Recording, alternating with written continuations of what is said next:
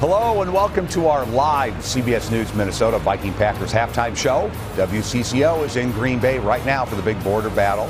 Fans woke up to a new year and beautiful weather this time of year at Lambeau Field. Hi everyone, I'm Frank Vassalero. Hello, I'm Norman Seawright. Happy New Year and thank you for joining us at halftime during this big game today. Yeah. So here's where things stand right now. It's not good. Vikings down 27-3 to the Packers at halftime. But before we get too far into this, we want to connect with you. Use your smartphone, scan this QR code on your screen so you're ready for some Vikings-Packers trivia later in this halftime special.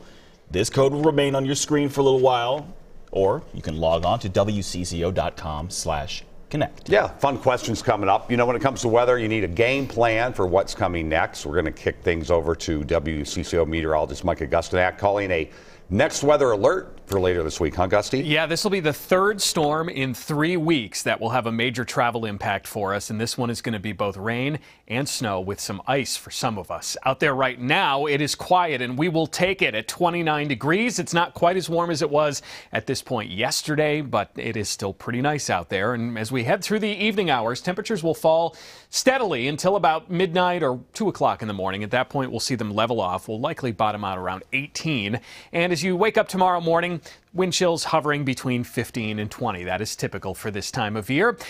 This is, well, it's become typical for us, but I think many would prefer to not see this kind of a map for the return to work for the first time in 2023 for most of us. We have a wide swath under a winter storm warning that includes the Twin Cities for plowable snow and some ice. Head north, and the amount of snow and the certainty on how much will fall drops. So it's a mix of winter weather advisories and winter storm watches. Head south, and particularly in this purple shaded area, it may end up being more ice than snow, and that is not good because we're talking about freezing rain. That's stuff that falls as liquid and freezes on contact. So, storm impacts Monday night and Tuesday, specifically for the Twin Cities, has a high impact from snowfall, some impact from freezing rain, and a little impact from wind. We may see a little more or a little less of this moisture fall as freezing rain or snow, but that's one of the big question marks that still remains. I've got a couple of different scenarios to share with you for snowfall totals and for icing amounts, and I'll do that coming up as we talk about our next weather alert, the first big storm of 2023, in a few minutes. Sounds like it. All right, thanks, Mike. All righty. Watching football in the frozen tundra of Lambeau Field is often a big advantage for the Packers themselves. But tailgating there is kind of a rite of passage for Wisconsin's football fans. Yeah, it certainly is. You know, those tailgate lots were fired up early this morning with plenty of brats and beer. Mike Max learned some secrets for tailgating success from the Packer faithful. So, Darren, you are the king of the tailgate party for Packer fans.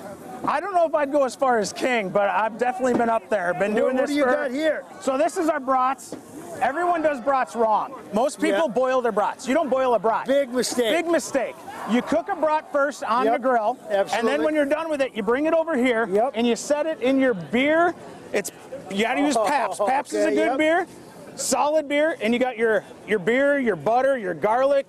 You got all your onions, kraut mix, and that's where it goes to rest then until you're ready to serve. That's where the brats go to rest. Now, how did all these Viking fans, did they have to get invited to this party?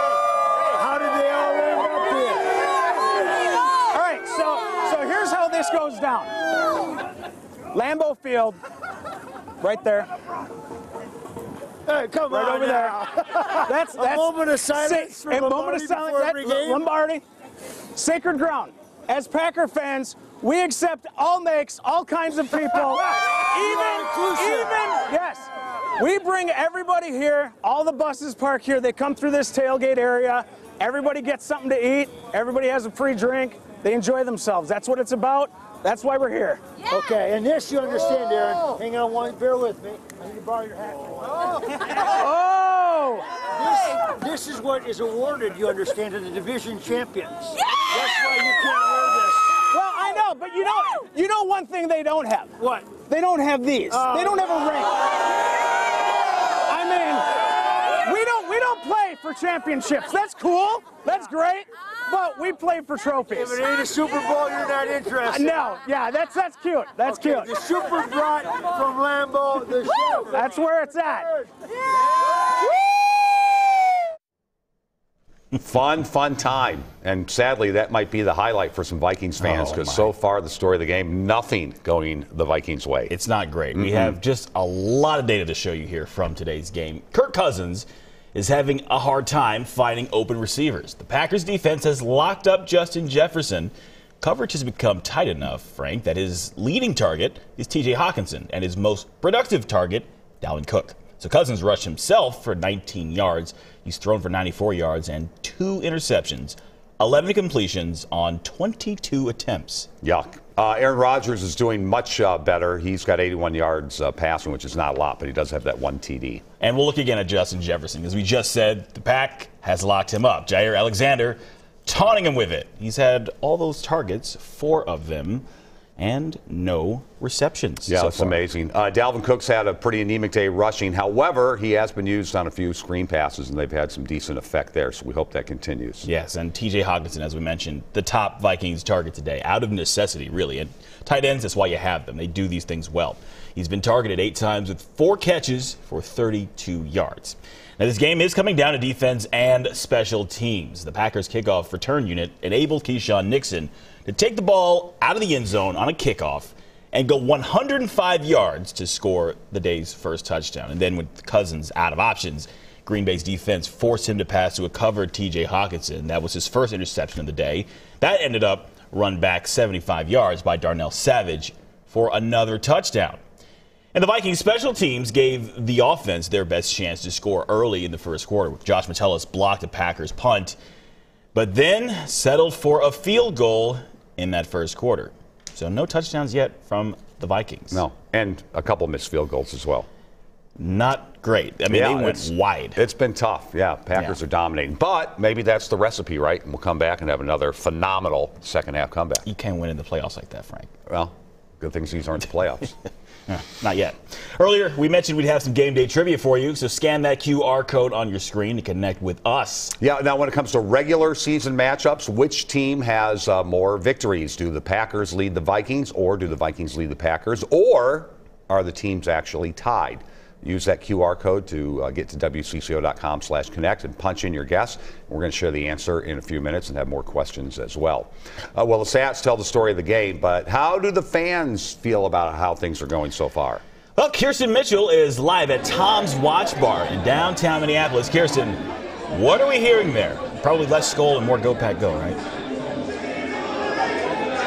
I'd say the Packers fans are definitely the more enthusiastic ones right now, but the Vikings still not giving up hope. Those fans are very dedicated today. It is jam-packed here. You can see we're seeing many divided friend groups here, like this table here. Some Packers fans mixing and mingling with the Vikings fans. It is divided, but it's that rivalry that's also bringing people together on this New Year's Day. And now at halftime, both Packers and Vikings fans are still remaining optimistic their team will pull a win, though the Vikes definitely have some more work to do. Vikings fans here say they're not giving up hope just yet, many referencing that historic comeback when the Vikings beat the Colts a few weeks ago after being down 33 points. Take a listen. Took our momentum. We fought back from 33-0, so we can easily beat the Packers at Lambeau. Is there a lot of tension at the table? You could say that. We're kind of like border battle couple, but it's okay. I just think that it's going to be really cool if the Packers come back and just like end up in the Super Bowl. I think we're going to the Super Bowl. I think it's a special year. I'm excited. I'm ready. Today's my birthday. I'm 40, so I'm very excited. And happy birthday to Damien there. Many fans throwing out that S word as in Super Bowl, so we'll see what happens. Both fans here having a great time regardless. Yeah, it looks packed and a lot of fun. They should ask for another round if they're a Viking fan. That might be the best thing to do. So, all right. Kirsten, thank you. Earlier we asked about regular season matchups and which team has the lead over the others. Do the Packers lead the Vikings, or do the Vikings lead the Packers when it comes to those games, or are they tied? Well, the correct answer is the Packers lead the Vikings, 63 wins to 53 and 3 ties as well. And then as you want to look at the postseason, each team actually has 1 victory apiece. So, yeah. Well, the great thing is that, I mean, it could be so brutal, Lambeau, this time of year. I know. It's nice here. It's nice there. The chances of that, I don't know, but they're not great. I'll tell you, we did set a record with this game. Let's talk about Lambeau numbers as we show you the warmest game, which obviously happened early in the season. It's been 89 degrees for a kickoff there. That was back in September of 1977. The warmest in December, and there's more data obviously on December than on January games, that was 57 degrees against the Rams back in 1962. The warmest game against Minnesota so far during the month of January has been 29, but we beat that today. We got to 40, and that feels nice, and we're sharing in that warmth here as well. What's next is very quiet weather over the next 18 hours or so. So tonight and tomorrow morning, no problems whatsoever, but snow will begin Monday afternoon, light at first, and then coming up overnight Monday night and Tuesday through about noon, some very heavy snow is possible. In fact, it's likely in some areas, and that is one of the reasons we've mentioned a next weather alert. We call those when we want to draw your attention to this storm, and I'll tell you, I think a lot of people have sort of been checked out of the weather over the past several days because it's been so quiet. Tuesday's a lot of people's first day back to work, and you might be working from home, and school could ultimately be canceled. Here's why. This is our chance of 8 inches or more of snow to be on the ground by midnight Wednesday. We are in it here in the Twin Cities with a moderate risk of that and a high chance for that out around the Minnesota River Valley and Marshall. Head north, head south, and for different reasons, the snow amounts will drop off. Head north, it's because we're going to be out of the storm track there. Head south, and more of that moisture is probably going to come down as either sleet or the dreaded freezing rain, where in this purple shaded area, up to 1/4 of an inch of freezing rain could accumulate. And that's enough weight that could bring down some tree limbs, which could in turn bring down some power lines. There will be a little bit of freezing rain as far north as the Twin Cities, but I think the air will be cold enough here that will be limited compared to what we'll see to the south. Here's the storm system. It is a major storm, and what I'm showing you here is the amount of moisture in the atmosphere. Follow this blue line up and over the Four Corners region. This connects down to the tropics. So this system is juiced with a ton of moisture, and that's why this could end up being the biggest single-day snowfall that we've had out of these past 3 storms. We set a daily record a couple of weeks ago with 7.4 inches of snow. This one could easily bring more than that in 24 hours here in the Twin Cities. Again, through the rest of this evening, into the overnight tonight, and tomorrow morning, things are going to be quite quiet. Then we're going to watch some light snow and snow showers develop, first in southwestern Minnesota by around lunch, and then reaching us here in the Twin Cities by 5. If you have to work tomorrow and you're traveling, it might be a little bit slippery tomorrow afternoon, but this is going to be pretty patchy. The main event comes in, as you can see here with these deeper purples developing, overnight Monday night into Tuesday. There's temperatures closer to freezing just southeast of the Twin Cities, meaning some rain, and also this pink area showing where a significant amount of freezing rain could fall. Obviously, if this storm is tracking 50 or 75 miles farther north and west, we're talking about moving the snow farther north and west and the ice here into the Twin Cities. If it tracks a little farther south and east, then all of this will shift south and east. That's one thing that we're keeping a close eye on over the next few hours here. Coming up by the middle part of the afternoon Tuesday, the heaviest snow is overhead, maybe 1 to 2 inches per hour, and it will continue into Tuesday night and Wednesday before gradually winding down. Here's a look at the snowfall forecast by 6 a.m. Wednesday using different computer models to get an idea of what the range is. There may be a little less if this storm tracks farther south and eastward, but most of our computer models are saying 8 to 12 inches here, and I have to show you this. It's possible that we could see 1 foot to 2 feet of snow in parts of southwestern Minnesota. The next factors that will control that snowfall amount is how far north a little bit of mid-level warm air gets, and that will determine how much mixing we see and how long that lasts. That's still a little bit uncertain, so we're keeping an eye on that. There's also the chance that thunderstorms in the southern U.S. could sort of rob us of some of the moisture and have just an overall less juicy storm. And where that heavy band of snow, that 1 to 2 inches per hour, sets up, will also obviously have an impact on snow totals. We've got a full team of meteorologists in the next weather center keeping an eye on these impacts. If we need to extend that next weather alert into Wednesday because of travel issues, we will. The good thing is, after this thing is done, we're quiet for the rest of the week into next weekend. But there's a lot of weather coming our way, and I think this is sneaking up on a lot of people, so we wanted to give you the full heads up there. Thank you, sir. Yeah.